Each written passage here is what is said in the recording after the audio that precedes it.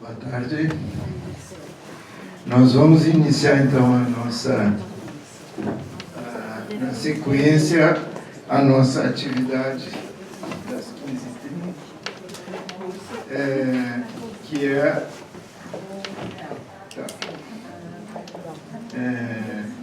o colóquio, que é uma atividade da Revista da Sociedade Psicanalítica de Porto Alegre, e que a gente tem feito em cada simpósio. A entrevista que se faz com os convidados habitualmente, que se faria no setor da revista, se abre essa entrevista às pessoas que estão fazendo o simpósio.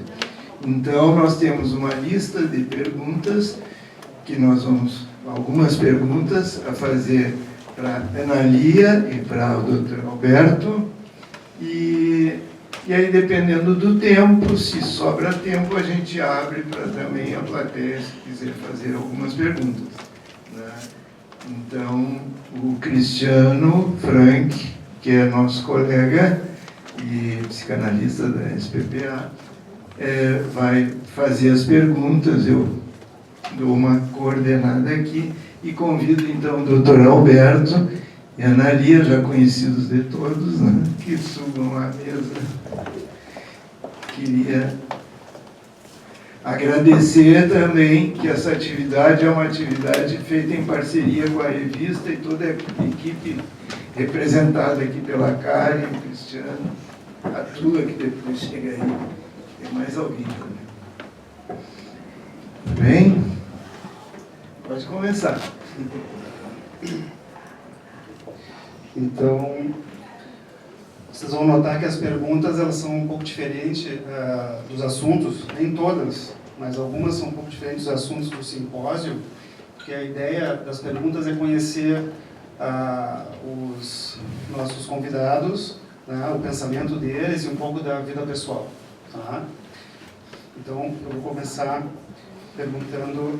Sim, só mais um esclarecimento é que essas perguntas foram feitas por vários colegas, não é? Então, se reuniram essas perguntas nessa entrevista, tá bem?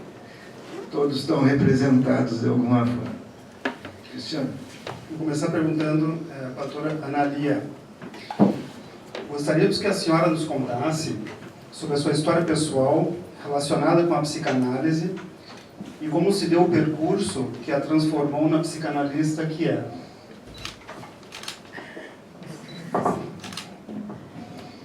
Bueno, voy a tratar de ser breve porque es como la pregunta por la vida misma. En realidad, yo estudié, siempre me gustó mucho la educación, además de la psicología, y mientras estudiaba la carrera de psicología trabajaba en escuelas, y a mí me tocó, la Facultad de Psicología de la Universidad de Buenos Aires estuvo cerrada en la época de la dictadura.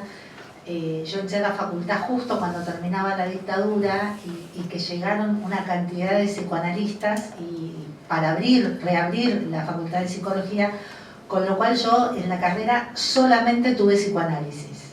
O sea, las únicas materias que tuve en toda la carrera fueron materias de psicoanálisis, con lo cual eso cambió mucho. En este momento no es así la facultad, pero en ese momento, digamos, yo, digamos, ya en los cursos de inglés, o sea, ya para los vestibulares te tomaban psicología de las masas y análisis del yo, digamos. Entonces, la verdad que me empecé a embeber del psicoanálisis muy tempranamente, y elegí como materias optativas, materias que tuvieran que ver con esta interfase que a mí me interesa mucho, que es la psicología y la educación.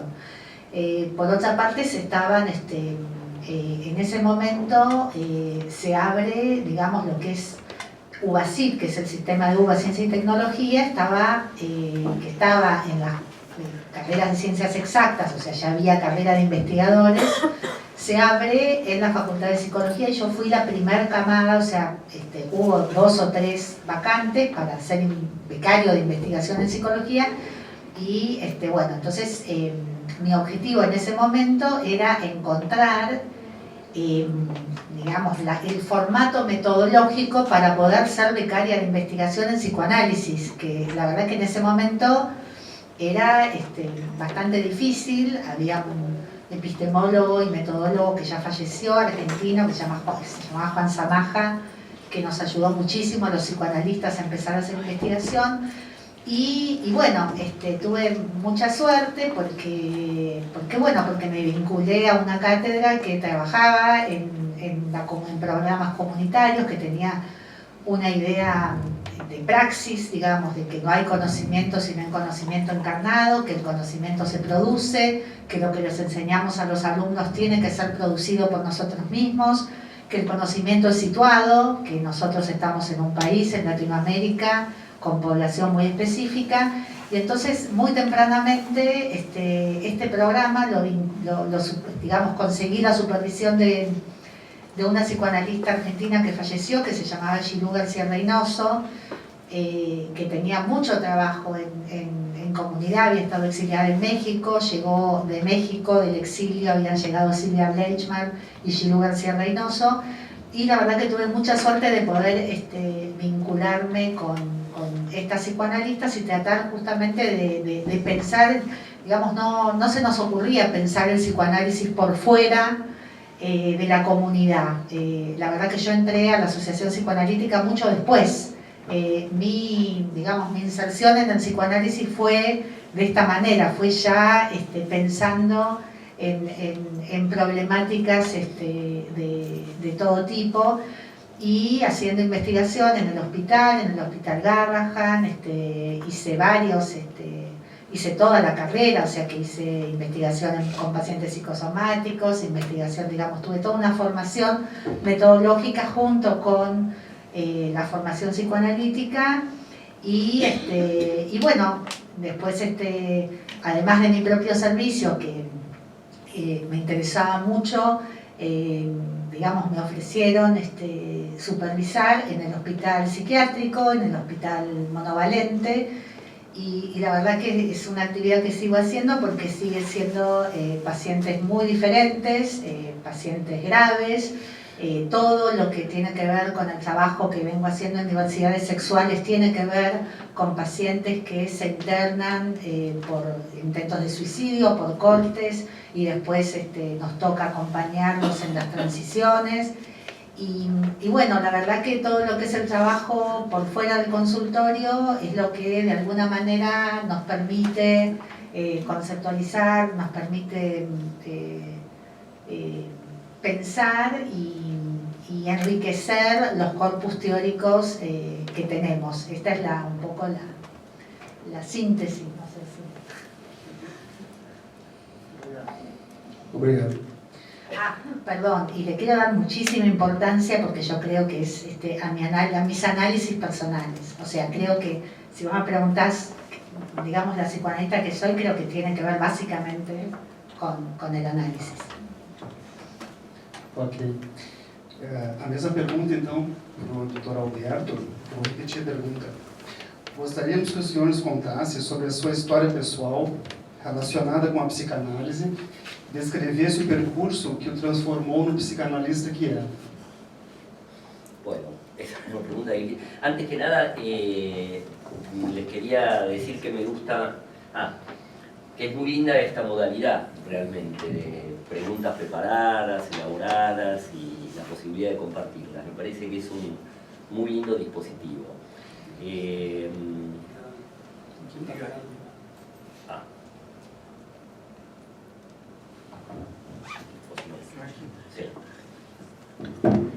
Ahí está. Bueno, no es una pregunta sencilla, muy breve. Mi recorrido es bastante distinto al de Analía. Les comento que para mí ir haciendo una elección en la dirección del psicoanálisis fue parte de todo un proceso, porque mi padre era un médico psiquiatra importante en Buenos Aires, y ideológicamente muy adverso al psicoanálisis.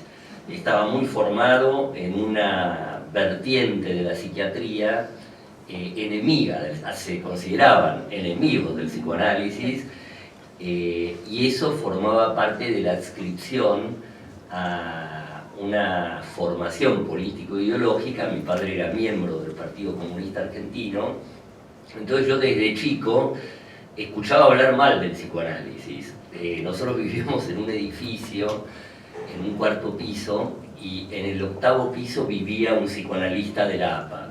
Y los comentarios de mis padres eran: qué ridículo el analista, lo deja comer dulce de leche al hijo en el palier del ascensor y no les pone una ley. Era muy divertido. La cuestión es que cuando yo entré a la Facultad de Medicina, al poco tiempo ya venía con una situación de tensión con mi padre, y era muy amigo de la hija menor de Marie Langer. ¿Lo ubican, Marie Langer? Sí. Fue una de las fundadoras de la APA. Entonces, en un momento, hablando con Verónica, que era la hija menor de Marie Langer, me dice: ¿por qué no hablas con mi mamá? Entonces le pedí una entrevista a Marie Langer. Marie Langer me escuchó 5 minutos y me dijo: Alberto, te tenés que analizar. Y me mandó a analizar con quien fue el primer analista, Jaime Janowski, que me ayudó mucho porque me permitió una entrada al psicoanálisis que no me hubiera resultado fácil si él no hubiera tenido la cintura clínica que tuvo, porque yo iba con toda la carga de prejuicios de que el psicoanálisis era una ideología burguesa y y al poco tiempo empecé una residencia de psicopatología infantil en el Hospital de Niños. Yo había sido militante universitario, participaba en un grupo político estudiantil. Al poco tiempo de la residencia viene el proceso, me echan por la participación en la militancia estudiantil, y ahí estuve a punto de irme del país. Por suerte no me fui del país.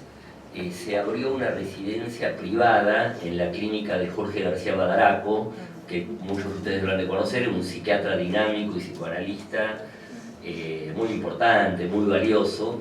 Tuve la suerte de entrar a esa residencia, lo que me dio un anclaje fuerte, porque me había quedado un poco a la deriva cuando me echaron del hospital público. Y como Jorge García Badaraco al poco tiempo fue elegido como presidente de la APA, resultó muy natural que cuando terminé la residencia en la clínica, entré a la APA y ahí empecé mi formación analítica. Y me encontré en la APA con, yo le estoy muy agradecido a la APA como institución y a los analistas que tuve en mi formación analítica. Uno fue Bruno Vinograd, y después de terminar mi análisis de formación, acompañando situaciones de movimientos importantes en mi vida personal, empecé 2 reanálisis sucesivos, con analistas que no son de APA, una analista lacaniana, Diana Ettinger, y después Jorge Palant. Y sobre todo el análisis con Diana Ettinger, para mí fue una ayuda muy importante para reorientar mi ubicación dentro del mundo psicoanalítico. Y lo otro que no dejaría de mencionar la formación que me dio APA para mí fue y es muy importante, pero también fue un punto de inflexión la participación en el seminario de Juan Carlos Sindart. Juan Carlos Sindart es uno de los introductores del pensamiento de Lacan en Argentina, y yo hice un seminario con él que se extendió por 10 años más o menos, un grupo que nos reuníamos una vez por semana con él, y la verdad es que estoy muy muy a lo que supuso el efecto de transmisión del seminario lo llamamos Juanqui, a Juan Carlos Sindart, que es curioso porque él es antropólogo como titulación académica, pero yo tuve la suerte de que empecé a estudiar con él coincidiendo con el momento en el que él empezó a hacer práctica clínica, o sea, empezó a tratar pacientes. Antes él hacía una enseñanza teórica del psicoanálisis. Cuando yo empecé a estudiar con él ya llevaba 4 o 5 años de hacer práctica clínica, y eso le dio un cambio a la orientación de la transmisión de la enseñanza de Lacan que venía haciendo hasta ese momento. Tuve la suerte de recibir una enseñanza de Lacan muy impregnada de la clínica, que eso es una característica del movimiento lacaniano argentino, que en los últimos 20 años, diría yo, está mucho más ligado a la clínica de lo que había sido inicialmente. Y la APA, coincidiendo con todo eso, fue acentuando una condición pluralista como institución. Una condición pluralista quiere decir que en APA coexisten, a veces no pacíficamente, a veces pacíficamente, corrientes muy diversas. Hay freudianos, por supuesto, hay winnicottianos, hay kirchnerianos, hay bionianos y también hay lacanianos. No es sencillo porque una de las cosas que ocurre es que muchas veces hay una especie de coexistencia de discursos paralelos, donde cada uno elabora su discurso con prescindencia de lo que se elabora en la parroquia vecina. Y es como si hubiera un acuerdo tácito de no meterse con lo que pasa con la parroquia vecina. Pero también, afortunadamente, lo que se está dando en los últimos años, diría en los últimos 10, 12 años, es una interpenetración de las distintas parroquias. Lo digo en broma lo de parroquias, pero son capillitas realmente, y el resultado de esa interpenetración para mí es muy rico. Yo tengo muchos amigos, colegas en las instituciones lacanianas de Capital Federal, una de ellas es Leol, otra es la Escuela Freudiana de Buenos Aires, que son instituciones que tienen colegas muy sólidos, pero que tienen un discurso único. Son instituciones lacanianas, entonces tienen algo monolítico, unánime en su discurso, que a la larga mi impresión es que las empobrece. En cambio, los analistas de orientación lacaniana de APA estamos habituados a que decimos algo y dicen, ¿y por qué decís eso? Entonces tenemos que estar permanentemente con el ejercicio de fundamentar por qué decimos sujeto supuesto al saber, por qué decimos goce. No sé si me siguen. Sí, sí. Y eso es un ejercicio interesante. O senhor acabou respondendo de antemão uma pergunta que a gente iria fazer, que eu só vou fazer a pergunta porque é assim, o inconsciente parece ser algo que só acontece quando estamos buscando por ele. Nesse sentido, as diversas aparelhagens conceituais podem ser muito interessantes pelas diferentes perspectivas que oferecem. O senhor tem se dedicado a aproximar os ensinamentos de Lacan à IPA. Pode-se pensar que considera como algo muito importante uma psicanálise pluri-identitária. E me parece que essa foi a resposta já.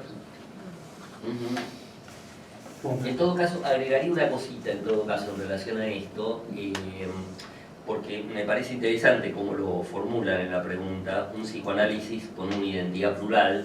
Yo inclusive sería un poquito más enérgico. Retomaría ustedes han de conocer la formulación de Wallerstein, que fue presidente de la IPA en 1980 y algo, que tuvo un artículo que marcó un momento, que era un psicoanálisis o varios.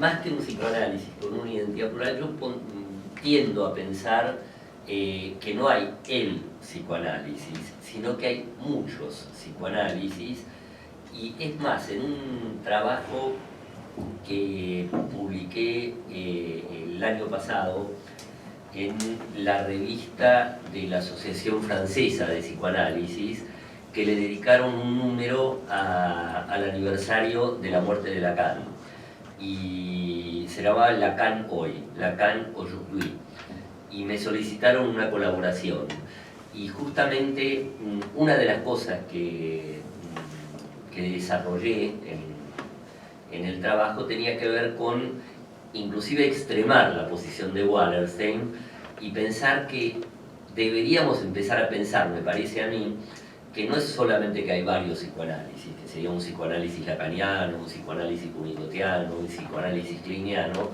sino que en realidad hay tantos psicoanálisis como psicoanalistas, porque tampoco existe el psicoanalista lacaniano. Somos muy variados los psicoanalistas lacanianos, como son variados los psicoanalistas winnicottianos, como son variados los analistas kleinianos. Y ojalá lo sean, porque si estuvieran todos los analistas kleinianos formateados de la misma manera, no serían psicoanalistas. Tendríamos que decir que serían parodias o réplicas, clones, exactamente, de un dispositivo que no toleraría la singularidad que particulariza la práctica del analista. Pero bueno, es un tema enorme de discusión, por supuesto. Obrigado. Doutora Analia, a senhora tem experiência de trabalhar em âmbito hospitalar com crianças vulneráveis. Como vê a psicanálise articulada com este trabalho? Sí, yo lo escuchaba a Alberto y pensaba que él tiene una cuestión con APA que por ahí yo en APA lo mejor que encontré fue el marido, mi segundo marido.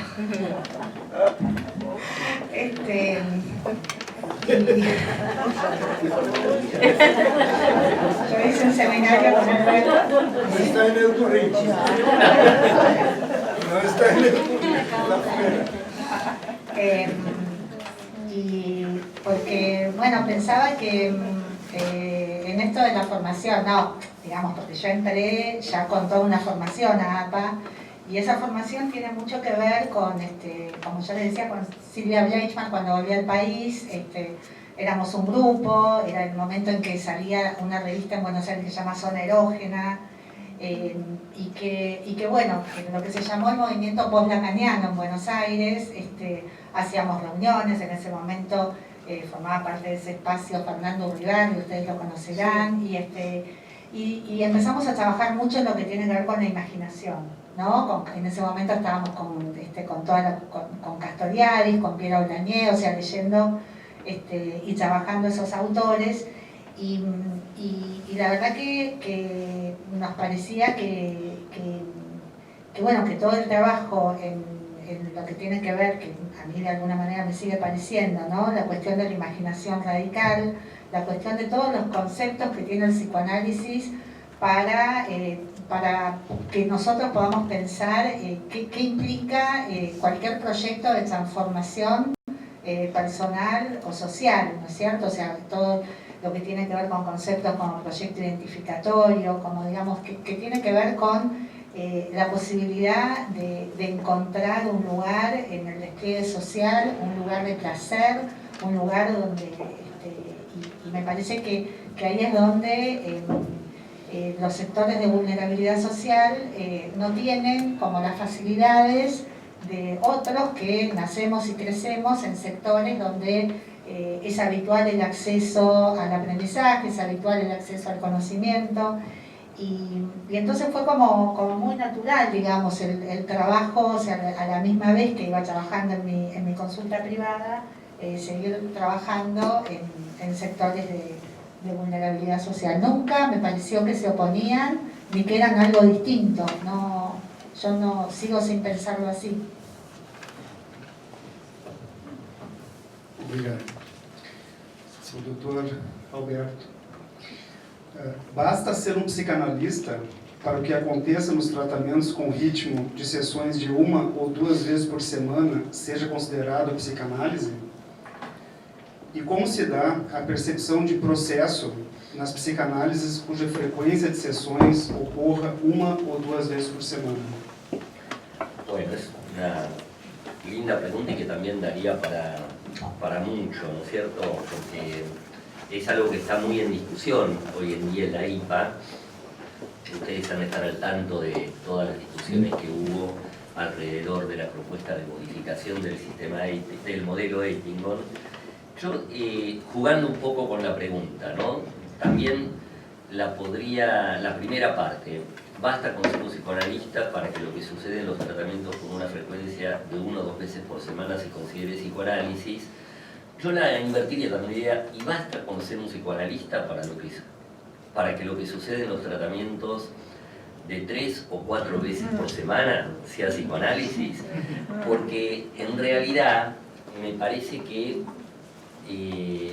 participamos de sociedades que son componentes de la Internacional Psicoanalítica, que durante décadas ha insistido en que la diferencia sustancial entre el psicoanálisis vero, o sea, el psicoanálisis verdadero, y el psicoanálisis silvestre, pasaba por una cuestión de setting, que aquello que no circulaba como mínimo 4 veces por semana era psicoanálisis silvestre.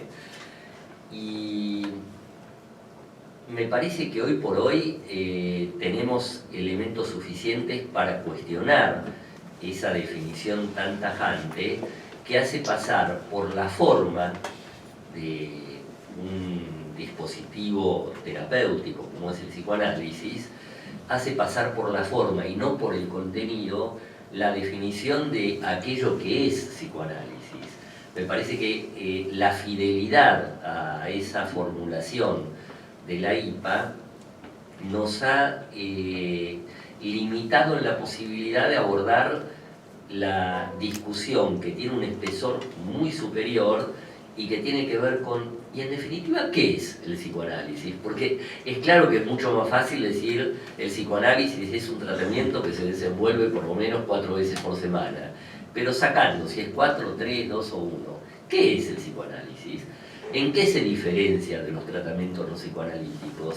¿Qué ventajas aporta una escucha psicoanalítica por sobre lo que aporta otro tipo de escucha que no es psicoanalítica? Me parece que esa es una discusión que es más rica, que es más enriquecedora y que en la medida en que la instalemos también nos va a dejar con más libertad para afrontar desafíos como los que conversábamos en la última mesa de la mañana.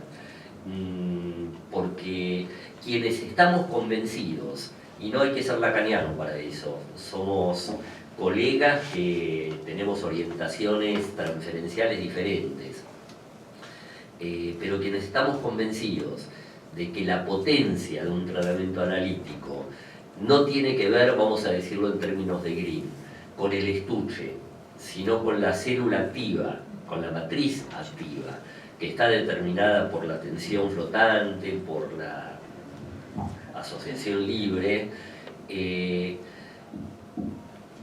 nos sentimos con más libertad para sostener una posición analítica más allá del espacio particular en el que desenvolvamos la práctica, sea el espacio del consultorio, sea el espacio del hospital, sea el espacio de un dispositivo que desarrolla su actividad en una vía de emergencia o en una población carenciada.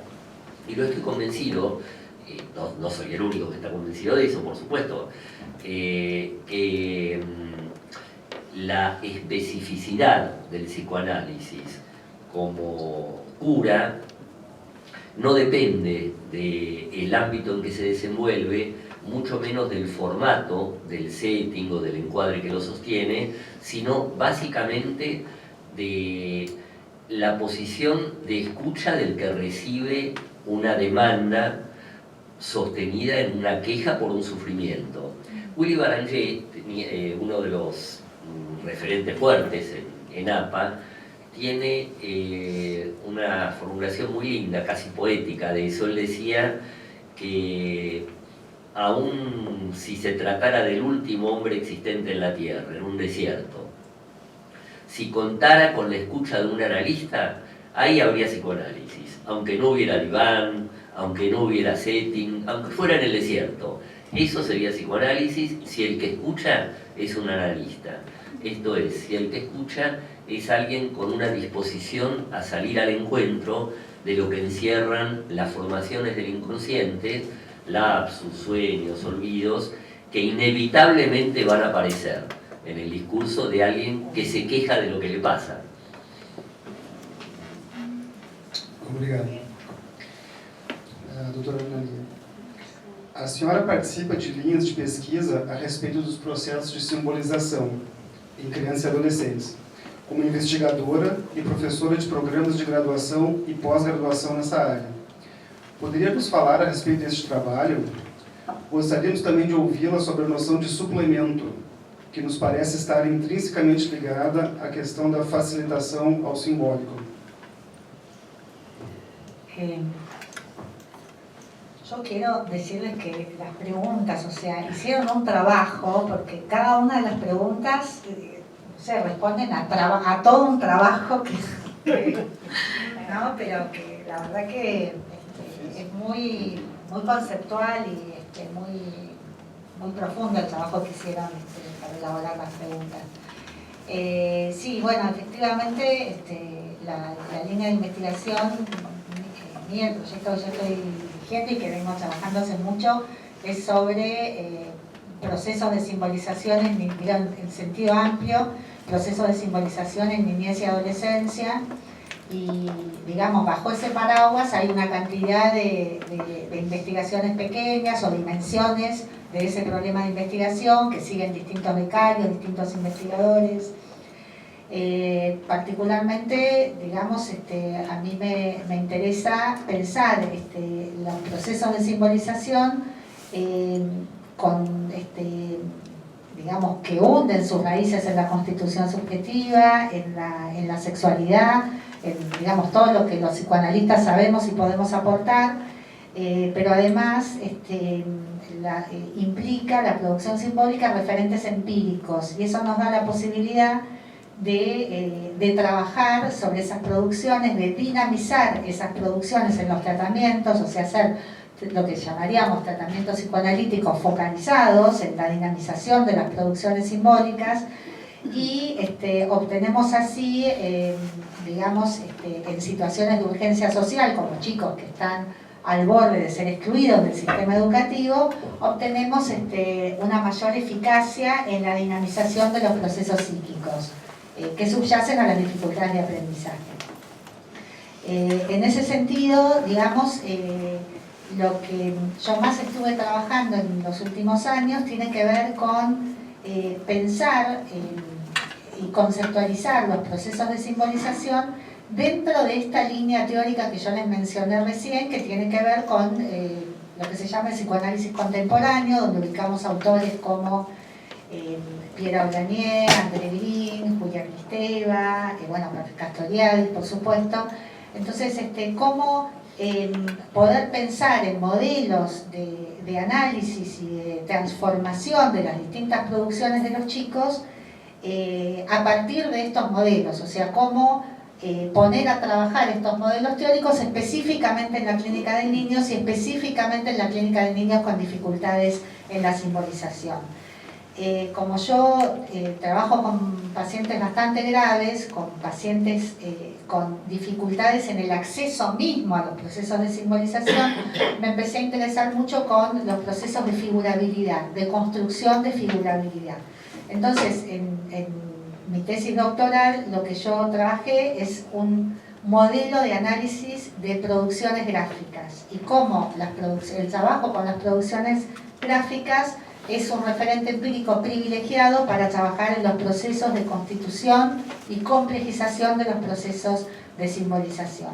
Entonces, era un modelo, digamos, que estuviera basado en estos referentes conceptuales, o sea, porque los modelos de análisis de dibujos que se conocían eran modelos basados en otros referentes teóricos, como las relaciones objetales, como la teoría del simbolismo. Entonces, cómo poder pensar en un modelo de producción gráfica que sostiene, por ejemplo, como que no nacemos con representaciones, que la construcción de representaciones involucra un trabajo psíquico, que la fantasía es un producto sumamente complejo y que tenemos muchos chicos que son sumamente actuadores y que no producen fantasías o funcionan a predominio de vacío representacional, y cómo podemos elaborar modelos de trabajo empíricamente, digamos, descriptivamente trabajables y que puedan ser evaluados, pero que impliquen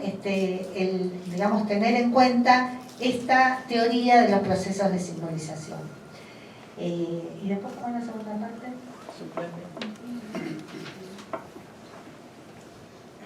A noção de suplemento.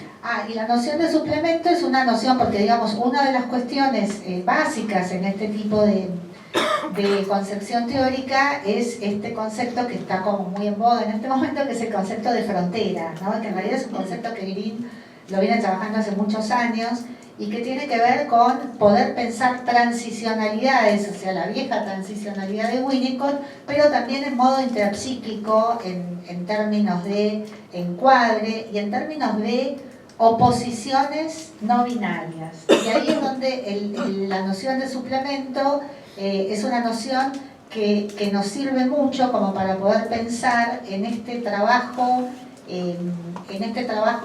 digamos, donde lo que se construye implica una creación novedosa, digamos, no es, y ahí está la noción de suplemento, digamos, no es algo que ya estaba. Esto, digamos, viene muy en la línea de cómo Castoriadis piensa la creación de representaciones, y con el concepto de neogénesis de Silvia Bleichmar, o sea, la posibilidad de pensar, porque si no, la verdad que en toda la clínica de niños y adolescentes graves estaríamos sin herramientas o sin recursos teóricos como para poder pensarlos.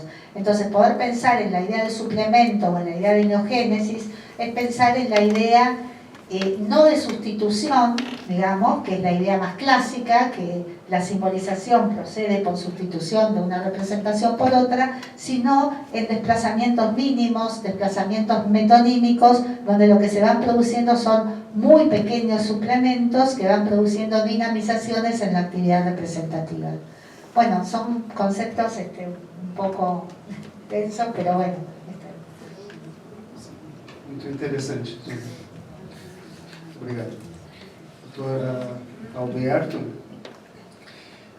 lendo seus textos, nos pareceu que os shibboleth, as senhas de pertencimento, são muito importantes para uma delimitação identitária, mas sufocantes em termos de ampliação da criatividade nuclear da pessoa. Para o senhor, o que seria ou como se expressaria a liberdade do analista dentro do processo de tornar-se psicanalista? Quais os shibboleth que o senhor localiza na psicanálise atual? Bueno, son preguntas densas conceptualmente.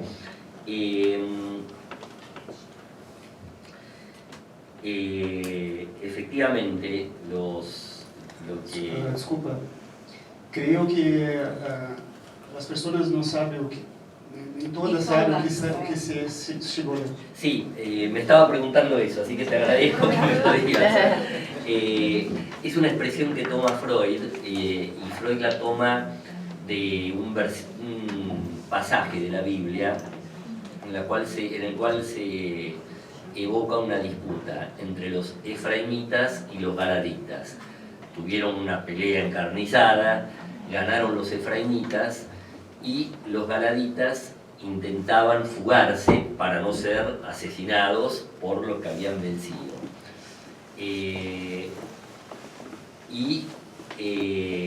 La forma que tenían los efraimitas de identificar a sus enemigos que huían, pero que no querían reconocer que eran galaditas, era someterlos a una pregunta muy sencilla, que era decirles, decí shibboleth.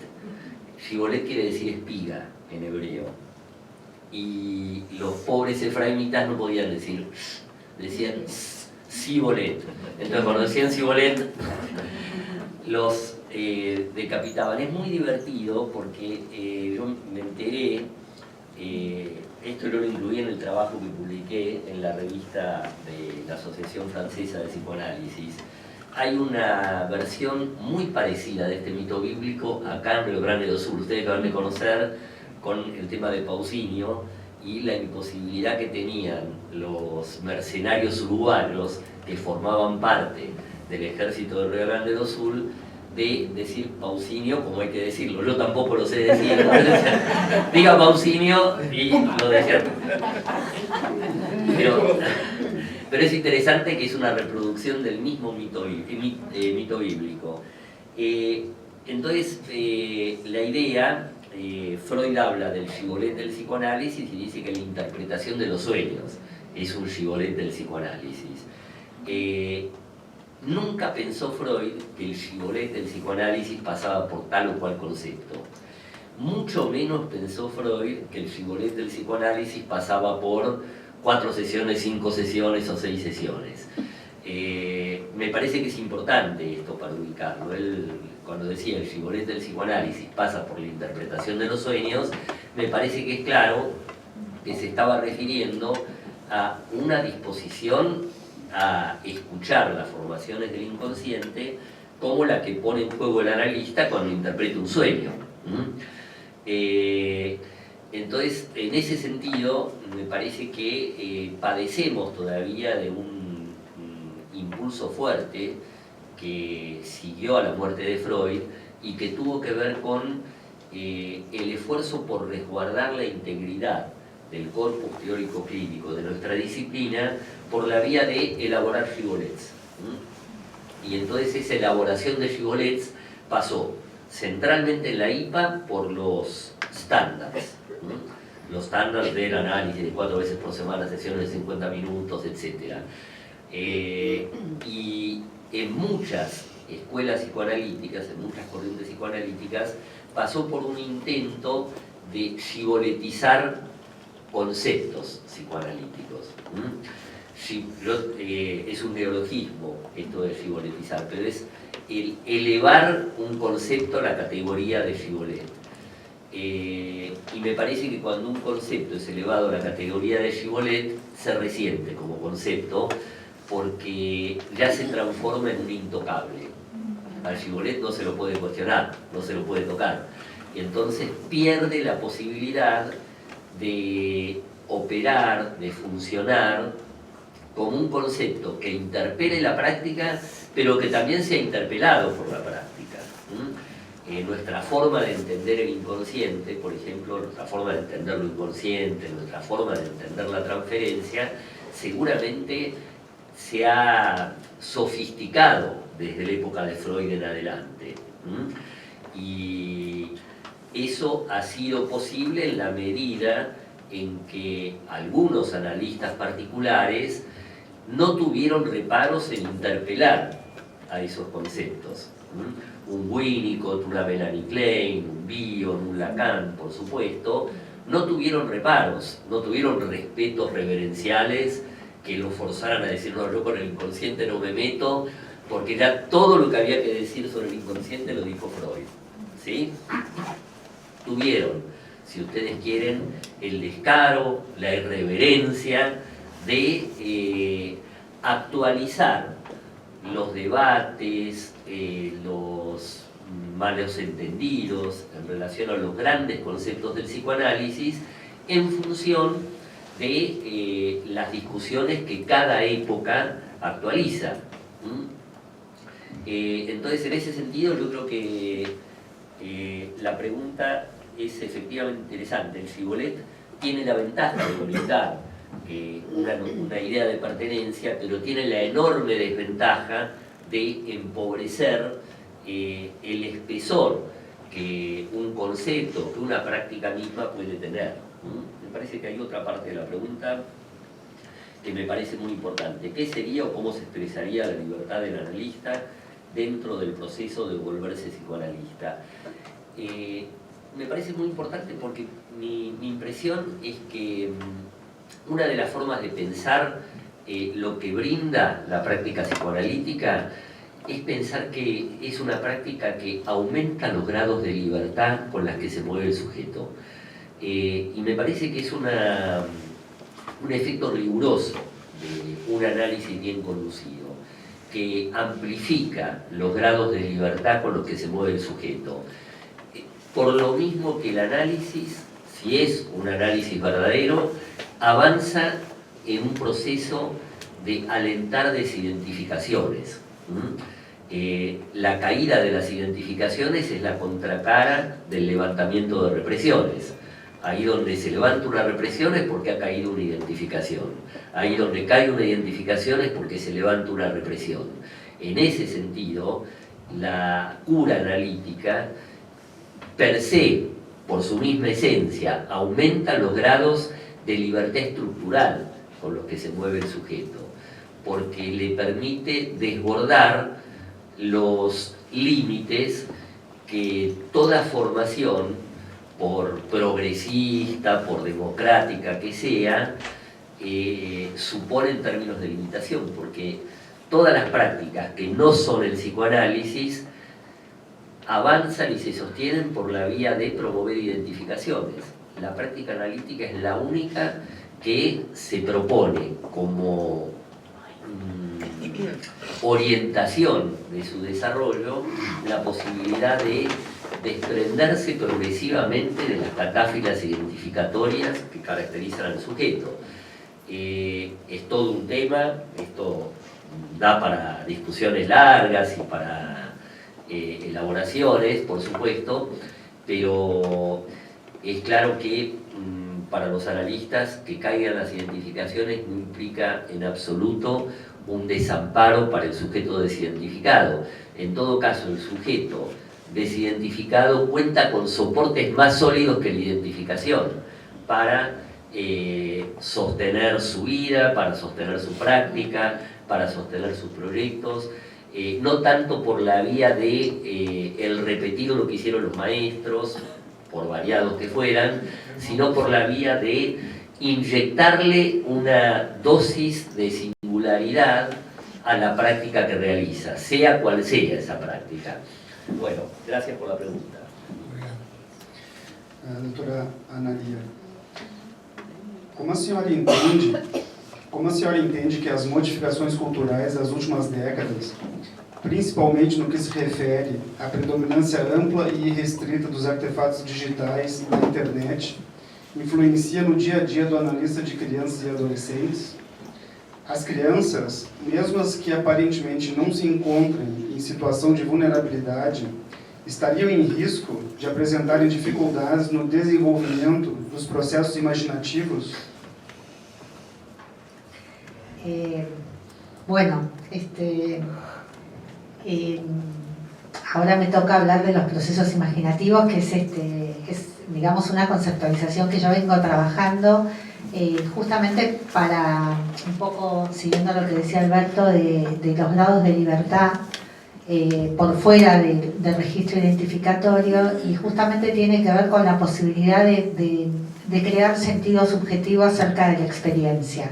Es decir, dentro de lo que son los procesos de simbolización, la mayoría, digamos, salvo en procesos autísticos graves, los sujetos estamos en la simbólica compartida, estamos en la lógica de las significaciones sociales, pero sí hay usos diferenciales de los códigos, ¿sí? Hay niños que hacen un uso muy restringido de los códigos lingüísticos y tienen mucha precariedad y mucha pobreza y mucha vulnerabilidad en las posibilidades de producir sentido subjetivo sobre su propia experiencia, en construir posibilidades de lazo social en los intercambios.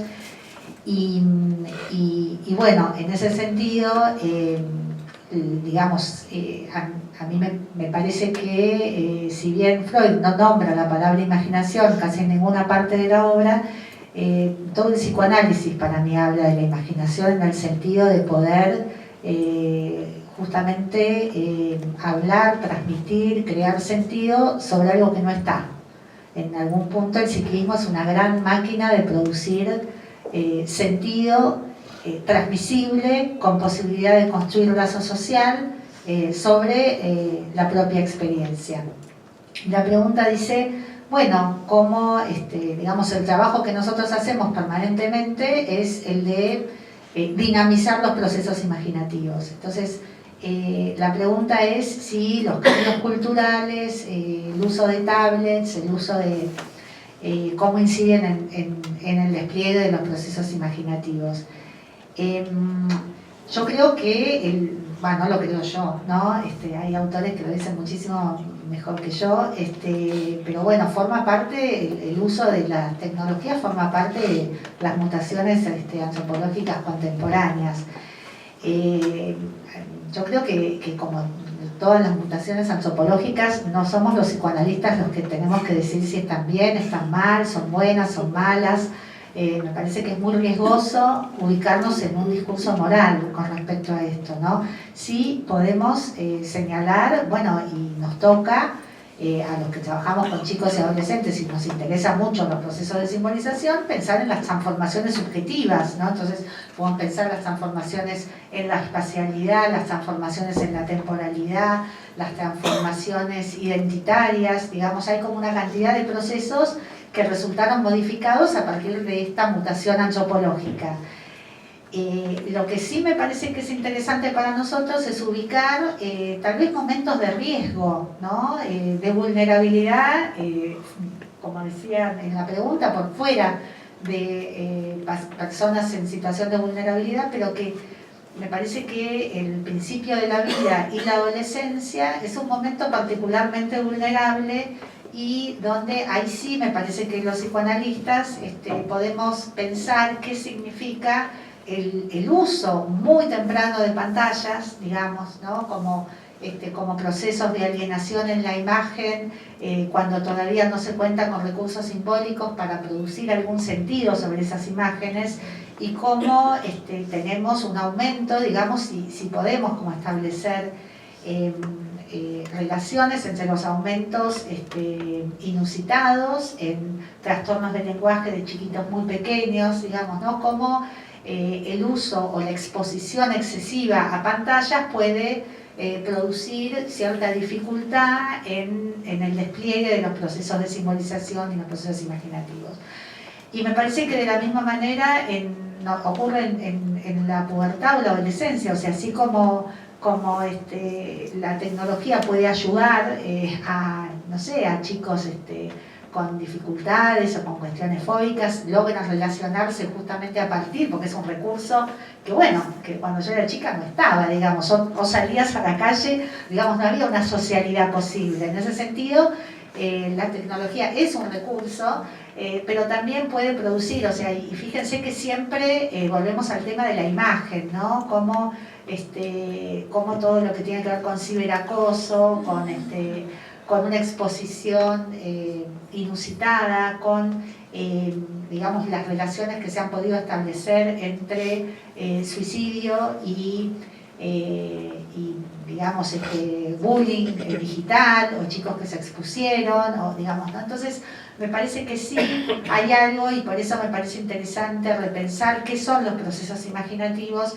justamente porque me parece que nos encontramos con situaciones de riesgo cuando la imagen deja de tener ese potencial creativo que tiene, porque digamos, la verdad que lo que hacen los chicos es genial, o sea, cómo imbrincan códigos, cómo utilizan en mashups el código analógico con el código digital, o sea, la imagen en sí misma es un recurso fenomenal, digamos, en términos de producción de sentido. El problema es cuando esa imagen está como por fuera de lo que tiene que ver con sentidos que generan tramas identitarias positivas o refuerzan cuestiones o de autodesvalorización o de autoexposición, o en los bebés quedan como despojados de los procesos simbólicos que pueden entramar esas imágenes, ¿no?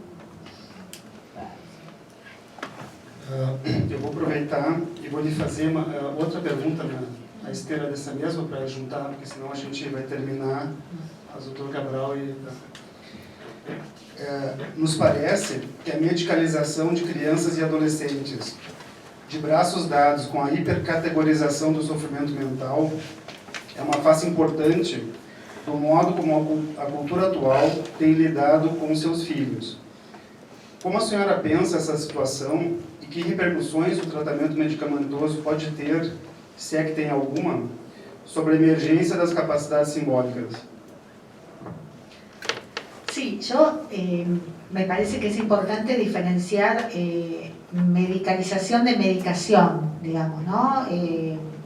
Digamos, por supuesto que la medicación es, digamos, es un recurso que existe y sin embargo la medicalización es un paradigma, es otra cosa, digamos, es como digamos, la biopolítica ejerce un control inusitado en el disciplinamiento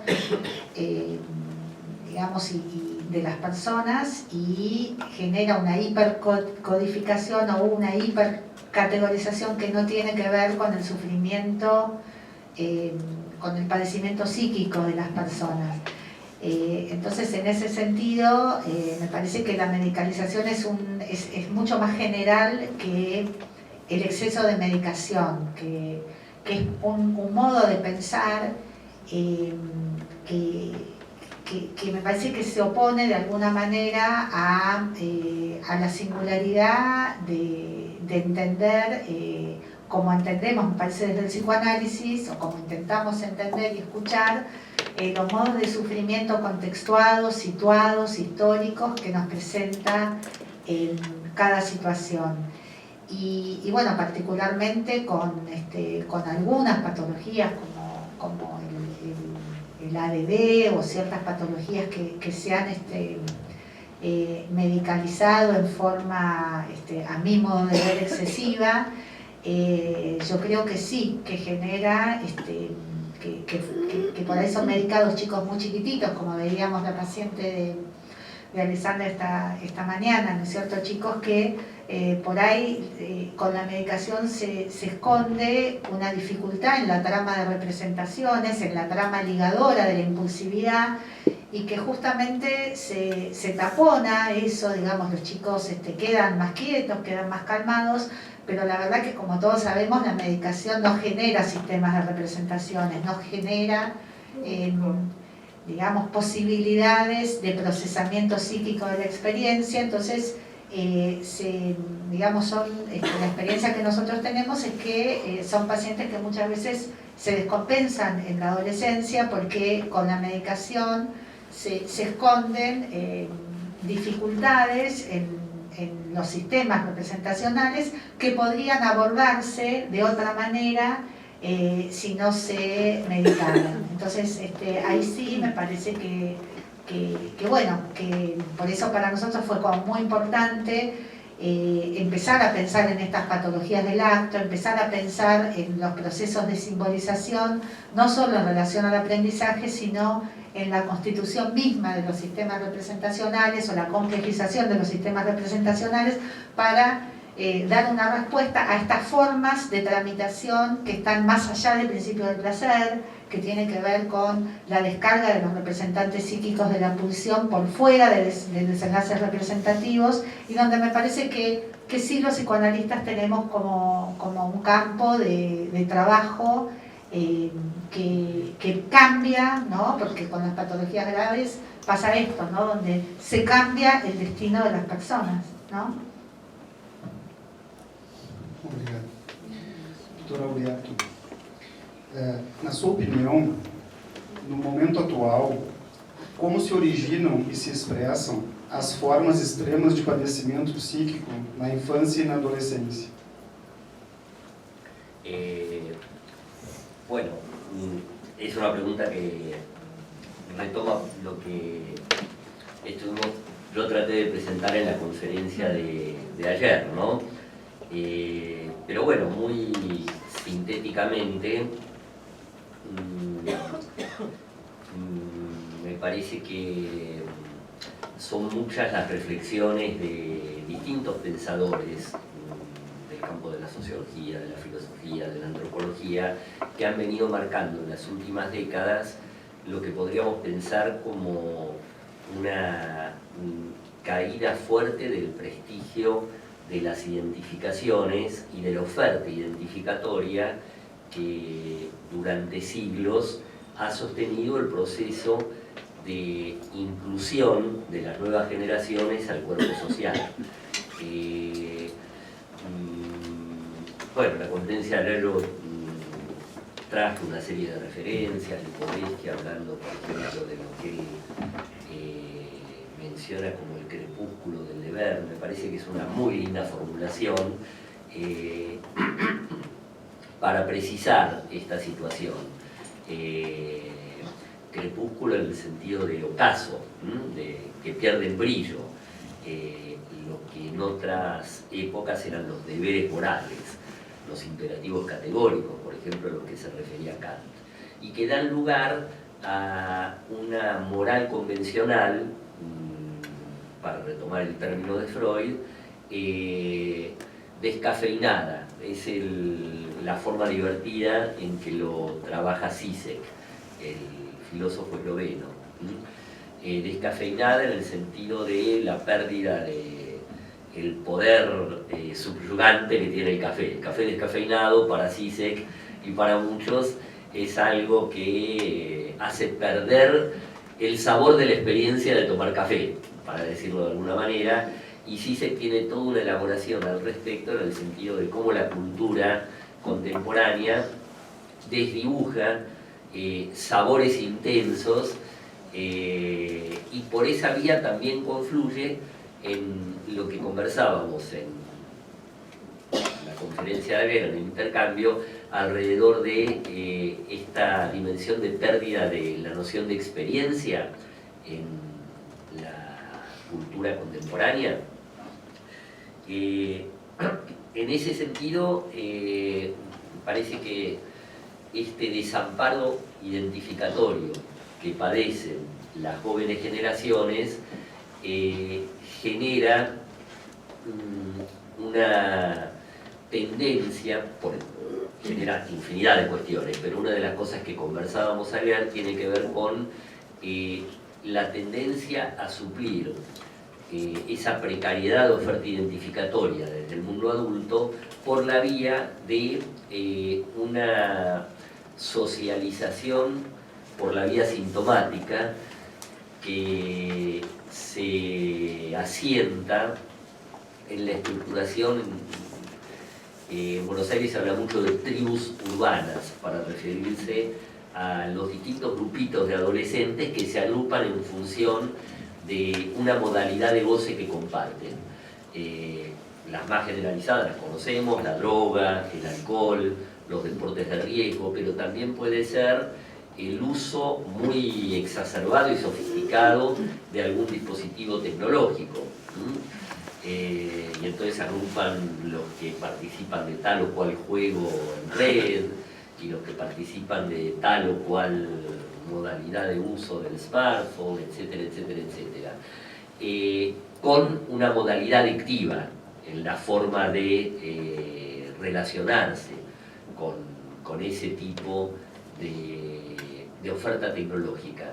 Me parece que esta socialización por la vía sintomática, por la vía de una modalidad de goce compartida, ocupa un espacio importante en relación a las particularidades de padecimiento extremo en la adolescencia.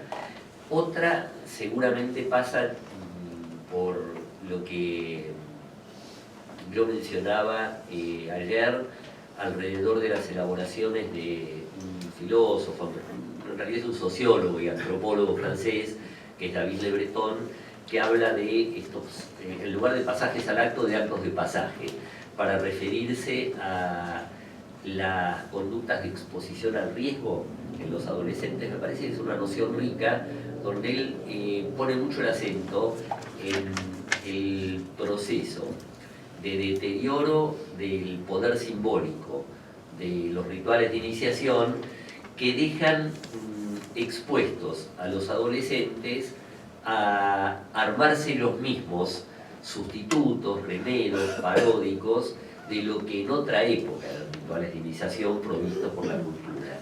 Se los proveen por vía propia, digamos así, y en general por la vía de exponerse a situaciones de riesgo variadas, sean las que fueran.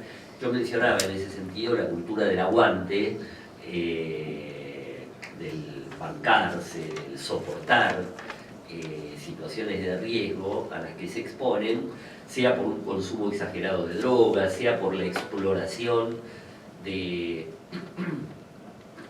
conductas eróticas también, con un matiz de desenfreno, y que de alguna manera intentan reencontrar por esa vía una verificación de una consistencia que la oferta identificatoria del mundo adulto no les provee. Me parece que son vías para pensar. Otra, estaba escuchando a lo que comentaba Analía en relación a la tecnología, lo menciono de paso, pero me parece que es una beta muy, muy fuerte para pensarla, y que es el tema de la tendencia cada vez mayor a un exhibicionismo no pudoroso en los adolescentes por la vía de la exacerbación de la presentación de la propia imagen o de la propia persona en las redes. Eso es algo muy, muy notorio. Yo evocaba a Susan Sontag, que en la conferencia de ayer, ella fue la que acuñó, les pido disculpas, acuñó una formulación muy linda, retoma la formulación del obispo Berkeley, que era ser es ser percibido, y era lo que dice, es ser actualmente es ser percibido en las redes. Si uno no es percibido en las redes, no existe. Bueno, y hay una relación entre el soporte identificatorio cada vez más precario que proporcionan las generaciones adultas y la necesidad de corroborar una demanda de verificación de la propia existencia por la vía de ser constatado en la existencia virtual. No sé si me siguen. Pero bueno, había tener likes. Había una situación muy divertida. Una pacientita mía que la madre mandó en el chat de las mamás: fulanita necesita más likes. Es muy divertido, pero forma parte del clima de la época. Y forma parte del clima de la época también porque esta exposición no pudorosa de exhibicionismo virtual también tiene que ver con un fenómeno que Lacan anticipó en la década del 70, en uno de sus últimos seminarios, hablando de la declinación de la función paterna. Ya ahí en ese momento hablaba de la declinación de los dispositivos simbólicos en nuestra cultura. Él hablaba de la pérdida de la vergüenza, como que era una época cada vez más caracterizada por la pérdida de la vergüenza. Y bueno, pensemos que la vergüenza tiene mucho que ver con la vigencia de lo que Lacan llama un significante amo. Un significante amo es un significante de autoridad, una palabra de autoridad. Palabras de autoridad han existido siempre a lo largo de la historia. La más extendida a lo largo de los siglos es Dios. Pero bueno, patria es otra, libertad, igualdad y fraternidad es otra. En otras épocas podía ser, y todavía lo es para franjas muy importantes, socialismo, igualitarismo. Son palabras que tienen una pregnancia y un poder, que supieron tener una pregnancia y un poder convocante muy fuerte. Frente a palabras significantes, en la terminología de Lacan, con ese prestigio, es que se siente vergüenza. Cuando desaparece la referencia sólida, fuerte, que suponían esos significantes, o cuando se eclipsa, cuando entran en crepúsculo, como dice Lipovetsky, es entendible que el fenómeno de la vergüenza se debilite como tal. Y es entendible entonces también que por esa vía se potencie esta dimensión de exhibicionismo no pudoroso, por llamarlo de alguna manera, descriptivamente, a nivel de las redes, en la búsqueda de una certificación identitaria que no se puede obtener por vías simbólicas más sólidas. Bueno, paro acá, da para mucho. Graças. O raciocínio é tão interessante que lhe perguntamos de novo, outra vez. Ontem e hoje. Agora, a doutora Ana Lia, dentre as transformações contemporâneas, a senhora cita que as reconfigurações atuais da parentalidade nos mostram uma redistribuição das funções que não coincidem com o materno ou o paterno, e que as transmissões se produzem em modos fragmentários, nunca lineares nem deterministas. Como pensar as identificações nessa trama complexa? Sí, yo de vuelta, digamos, así como lo dije con respecto a las tecnologías, lo pienso también en relación a las parentalidades y también a las nuevas sexualidades. Me parece que tenemos que tener los psicoanalistas mucho cuidado de caer en posiciones morales o en posiciones de juzgar. Digamos, las mutaciones antropológicas son, o sea, no nos piden permiso, ni nos piden opinión, ni nos preguntan si está bien o no que exista la niñez trans, o sea, está siendo, no, digamos, no somos nosotros los que... entonces, de la misma manera, tenemos nuevas formas de parentalidad y esas nuevas fórmulas de parentalidad producen efectos y los efectos son singulares en cada situación, en cada chico que nos consulta y me parece que sí necesitamos, yo creo, insisto, desde que empecé a hablar acá, creo que necesitamos conceptos, o sea, yo cuando tengo que dar clases sobre funciones simbólicas primarias, me sigo encontrando, o sea, los textos que más me gusta, que sigue siendo la violencia de interpretación de Piero Blanía, sigue hablando de función materna, sigue hablando de función paterna. Entonces, aunque no hable de madre, habla de función materna, aunque no hable de padre, habla de función paterna. Y sabemos que hay muchos chicos que tienen dos mamás, muchos chicos que tienen dos papás. Hay chicos, en Buenos Aires se está empezando a ver la crianza en tribu, digamos. En el servicio que yo dirijo en la facultad, la verdad, los grupos, nosotros trabajamos con grupos de chicos y grupos de adultos a cargo, le tuvimos que cambiar el nombre porque ya no son los padres los que vienen, son los adultos a cargo. Primero nosotros nos resistíamos, bueno, pero viene la abuela, bueno, pero viene la hermana mayor.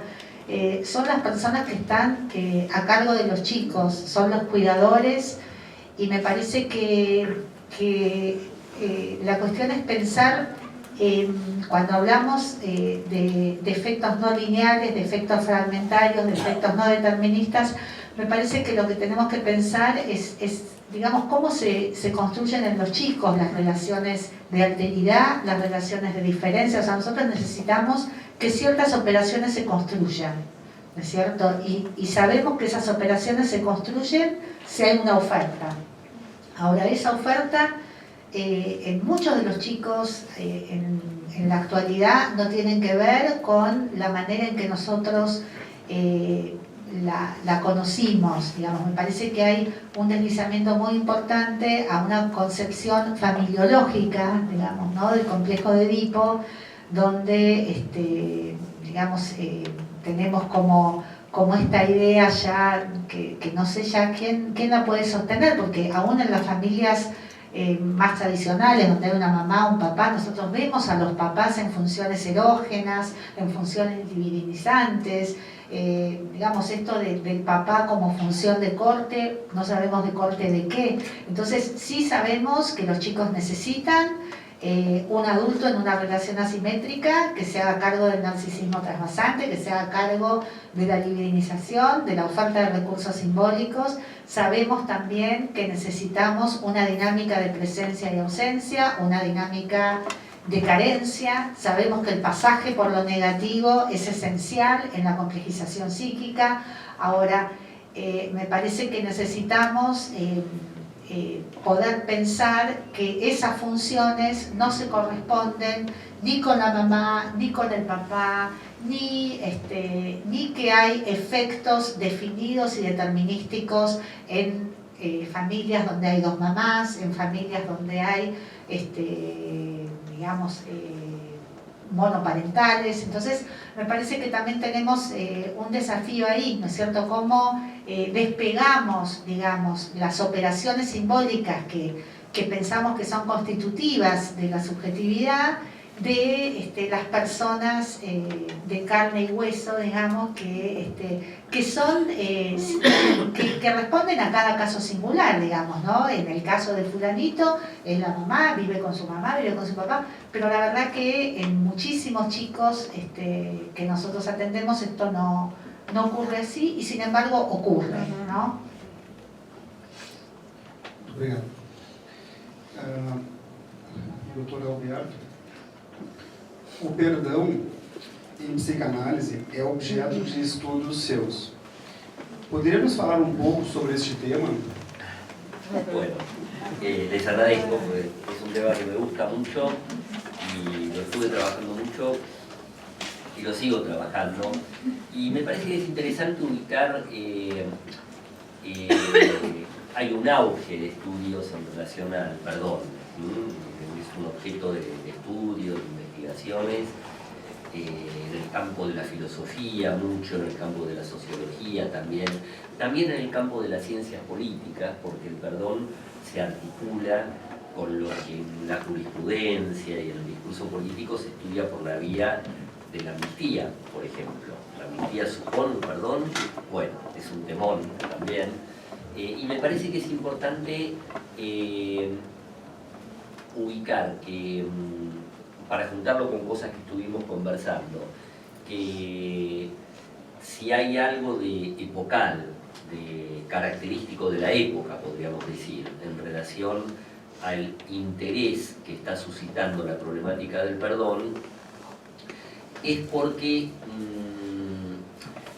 seguramente eso responde a un rasgo de la época, que es la exacerbación de las situaciones de ejercicio de violencia indiscriminada entre los estados, dentro de cada estado, dentro de las familias, todo lo que veníamos conversando recién en relación a la orfandad identificatoria y simbólica que padecen las nuevas generaciones, no las padecen solamente las nuevas generaciones. La cultura en general está sometida a los efectos de la pérdida del poder regulatorio que las identificaciones sólidas generaron a lo largo de los siglos. Y es por eso que un historiador inglés, que es Eric Hobsbawm, que para muchos es el gran historiador del siglo XX, una de las cosas que ha estudiado, yo lo mencionaba en la conferencia de ayer, es lo que él llama el deslizamiento a la barbarie en las formas de ejercer la guerra en el siglo XX. Él hace un estudio pormenorizado, minucioso, estadístico, como hacen los historiadores genuinos, y lo que muestra es que las guerras del siglo XX, y él murió recién empezado el siglo XXI, seguramente tendría mucho más material con las guerras locales que están teniendo lugar a lo largo de lo que va del siglo XXI. Pero lo que él estudia es que el nivel de encarnizamiento, el nivel de desconocimiento de la alteridad subjetiva del otro, del enemigo, que queda cosificado al lugar de un residuo no humano, ha determinado un grado de salvajismo en las formas de hacer la guerra, Primera Guerra Mundial, Segunda Guerra Mundial, el Holocausto, la bomba atómica, bueno, todo lo que conocemos de ataques sobre las poblaciones civiles, que en otras épocas no eran necesariamente así, y ese panorama de ejercicio desregulado y desenfrenado de la violencia es comprensible que suscite una actualización de la problemática del perdón en la medida en que la problemática del perdón supone que el perdón como instrumento es una de las herramientas simbólicas de las que disponemos para procesar, para dirimir los conflictos entre particulares por el hecho de haber cometido algún tipo de daño o perjuicio sobre otro. Daño o perjuicio que puede ser de lo más variado, pero el perdón tiene sentido ahí donde entre dos partes una ha sufrido algo del orden de un daño o perjuicio que le fue infligido por parte de un victimario. Dentro del campo psicoanalítico, con un poco de lentitud, pero empieza a ser cada vez más objeto también de aproximaciones, de estudios. Por ejemplo, para ubicarlos en relación a la complejidad de la temática y a lo que la mirada psicoanalítica y la práctica psicoanalítica puede aportar. Hay un consenso en general de que el perdón lo que supone, cuando existe, es la renuncia al ejercicio de la venganza sobre aquel que dañó o perjudicó a la parte damnificada. Ahora, ¿cómo conceptualizar la renuncia a la venganza? Porque es una renuncia que tiene que ver con la represión del odio y de la hostilidad y del rencor que generó la ofensa recibida. Si la renuncia se va a hacer una represión, sabemos que hay un tercer tiempo de la represión, o sea que puede reaparecer la hostilidad y puede reaparecer el rencor, dando por tierra con lo que supuso la formulación del bueno, te perdono. ¿Me siguen?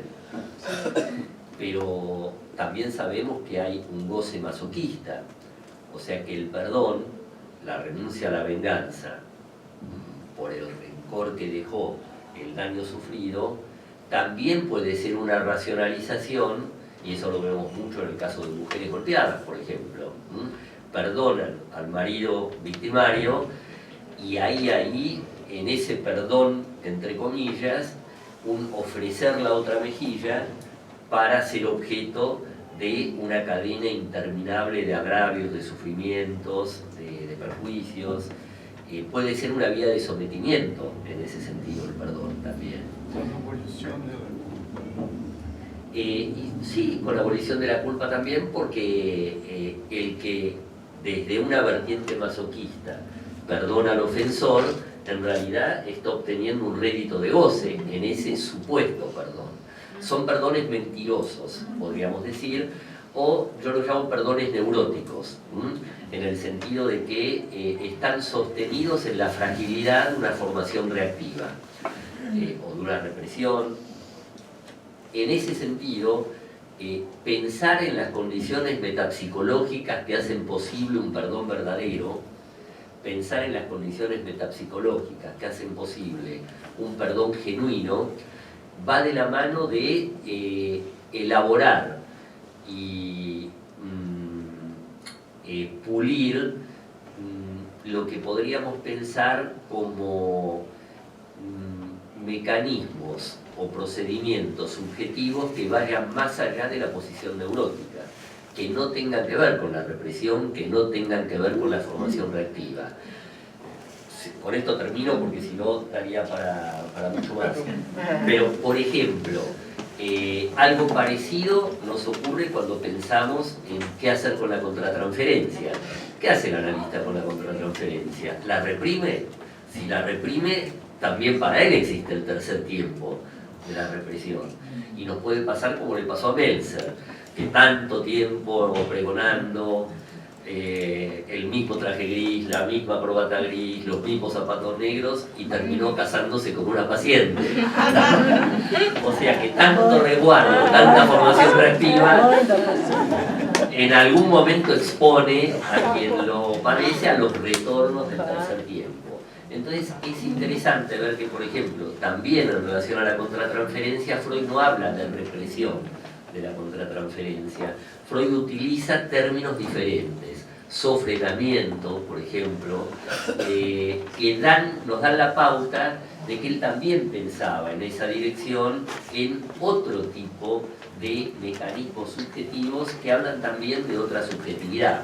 Con la problemática del perdón nos encontramos con desafíos de ese tipo, desde una perspectiva psicoanalítica. Por eso me resulta apasionante e interesante. Les agradezco la pregunta. Muito obrigado. Bom, a gente está no horário, né? Muito obrigado, então, doutor Alberto César Cabral e doutora Ana Maria pela entrevista. Quero agradecer a doutora Alberto e ao Cristiano a a formulação das perguntas dos colegas, e aqui a gente encerra, temos 15... Ah, sim, agora? Tá. Que agora, não, é que eu ia falar do lançamento do livro, que tem o lançamento do livro do Dr. Tivitari, depois sim, mais tarde. E agora a Tula quer um mimo para você. A Tula também é a editora da revista, por isso. Em nome da diretoria de Pecações, eu gostaria de pedir para o Rui entregar para o Dr. Alberto um presente em nome da diretoria e da comissão da infância e adolescência, e para o Cristiano entregar com pérolas para a Maria. Esse é sem pérolas, E essa da revista e um livro de nossa coleção. Muchísimas gracias. Qué lindo el mate. Sí.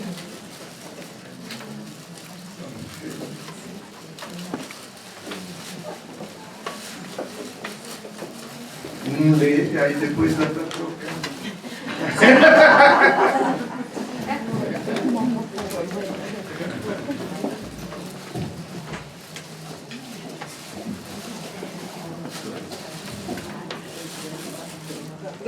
Qué lindo motor. Ay, la chiquita es muy linda. Muchas gracias. Bueno, muchas gracias. La verdad que es un placer. Verdad y mentira. Qué lindo.